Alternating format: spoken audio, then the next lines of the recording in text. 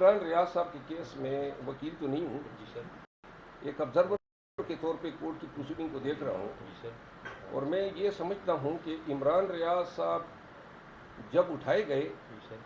تو عدالت کو چاہیے تھا کہ چونکہ یہ سامنے واضح نظر آ رہا تھا کہ کن حالات میں کنہوں نے ان کو اٹھایا ہے.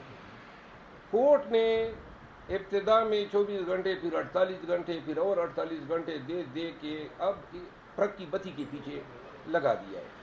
جتنے زیادہ ایام گزرتے گئے اتنے ہی زیادہ خدشات بڑھتے گئے عمران ریاض کی زندگی کے لیے، کیونکہ ابتدا میں 1 یا 2 دن میں تو شاید عدالتیں کنڈون کرتی تھی کہ جی کہیں آپ نے رکھا تھا یا آپ سے بے جا میں تھا، لیکن اتنے دن اب سے بے جا کو تو اب یہ ایکسپلین بھی نہیں کر سکیں گے. اگر یہ پیش بھی کرتے ہیں تو کیا کہیں گے کہ جی ہم نے 15 دن پہلے کیوں نہیں پیش کیا.